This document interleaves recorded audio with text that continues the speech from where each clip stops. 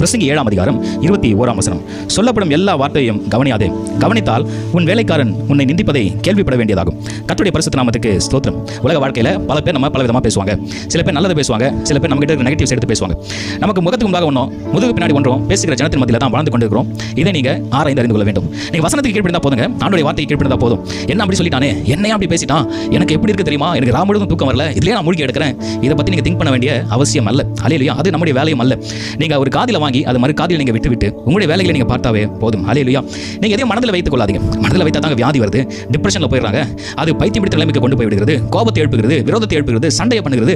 இப்படியான பாவத்தில் நம்ம விழத்தல்ல சாத்தான் விதிக்கிற தந்திர வலை தான் இப்படிப்பட்ட ஒரு சொற்கள். இந்த சொற்களுக்கு நாம செவி சாய்க்க வேண்டிய அவசியம் இல்லை. இதை இக்னோர் பண்ணிட்டு நீங்க கடந்து சென்றாலே போதும். நம்ம சில பேருக்கு பிடிக்கும், சில பேருக்கு பிடிக்காது. பிடிக்கிறவங்க நம்ம கூட அன்பா இருப்பாங்க, பிடிக்காதவங்க நம்ம ஏற்றுக்கொண்டே தான் இருப்பாங்க. அல்லேலூயா. எல்லா சொல்லியும் கேட்டு எல்லாத்துக்கும் நம்ம ரியாக்ட் பண்ண வேண்டிய அவசியம் இல்லை. இக்னோர் பண்ணிட்டு நீங்க கர்த்தருடைய வழியில் நடந்தால் போதும். நீதிமொழிகள் 19:11 குற்றத்தை மன்னிப்பது மனுஷனுக்கு மகிமையை கொண்டு வரும் சொல்லப்படுகிறது. அல்லேலூயா. நீங்க மன்னிச்சு விட்டுருங்க. சொல்லப்படும் சொற்களுக்கு கணக்கு அவங்க ஒப்பிக்கணும். அல்லேலூயா. நீங்க மன்னிப்பது தான் தேவனுடைய கிருபை உங்களுக்கு கொண்டு வரும். பிரியமானவர்களே, சங்கீத புத்தகத்தில் தாவீது சொல்றாரு 38ஆம் அதிகாரம் 13-14 தாவீதுக்கு நிந்தனைகள்லாம் வரும்பொழுது அவர் சொல்றாரு பாருங்க, நானும் செவிடனை போல கேளாதவனாகவும் ஊமையை போல வாய் திறக்காதவனாகவும் இருக்கிறேன், காது கேளாதவனும் தன் வாயில் மறு உத்தரவு இல்லாதவனுமா இருக்கிற மனுஷனை போலானேன் என்று தாவீது சொல்றாங்க. அவ்வளவு பெரிய ராஜா தன்னை நிந்திக்கும் பொழுது அவர் தன்னை தானே தாழ்த்துகிறாங்க. சொல்றாரு, நான் செவிடனை போல, நான் அதை கேட்கவே இல்லைங்க, என்னை குறித்து பேசுறானா அவன் பேசிட்டு போட்டோம், நான் கடந்து போகிறேன். நீங்க இக்னோர் பண்ணிட்டு காது கேளாதவளை போல நீங்க போயிட்டா போதுங்க. இங்க சொல்றாரு, ஊமையை போல என்னுடைய வாயிலிருந்து ஒரு தவறான சொல்லியும் இடரல் டாக்கிற சொல்லியும் நான் பேசவே இல்லை, காது கேளாதவனை போல என் வாயை மூடிக்கொண்டு என்னுடைய வேலையை கவனித்துக் கொண்டு அல்லேலூயா நான் சென்று கொண்டிருக்கிறேன். தாவீது தன்னை தாழ்த்துகிறாங்க.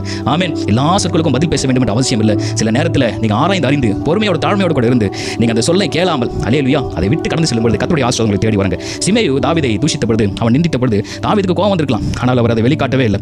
அவன் சவுலின் நிலத்தான் என்று பார்க்கலாம், அவன் கற்களை வீசி சொல்றாங்க தாவீதின் மேல, ரத்த பிரியனே பேலியாளின் மனுஷனை ஒழிந்து போ தூஷிக்கலாம். தாவீது ராஜா, ஒரு பெரிய ராஜா வந்து கொண்டிருக்கிற, கூட பலவான்களா இருக்காங்க, அதெல்லாம் கவனிக்காம அவன் தூஷித்து கொண்டே இருக்கிறான். அந்த இடத்துல அவங்க கூட இருந்தவங்களுக்கெல்லாம் கோவம் வந்துச்சு.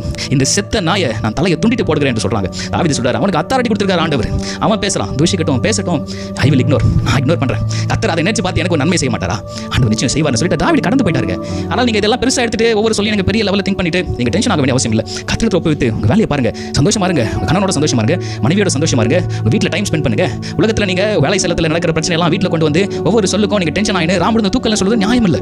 கர்த்தருக்கு பிரியமான பிள்ளைகளே, எல்லா சொல்லுக்கும் நீங்க ரியாக்ட் பண்ண வேண்டிய அவசியம் இல்லை. தாவீது சொல்றது போல, நான் காது கேளாத செவிடனை போல ஊமையை போல என்னுடைய வாயை திறக்காமல் நான் இருப்பேன். ஆனால் கர்த்தருடைய ஆசீர்வாதங்களை தேடி வருங்க. சொல்லப்படும் எல்லா வார்த்தைகளையும் நீங்க கவனிக்க வேண்டாம். கவனித்தால் உன் வேலைக்காரன் உன்னை தூஷிப்பதை நீ கேட்க வேண்டியதா இருக்கும். Ignore, control, be silent and get the blessings from God.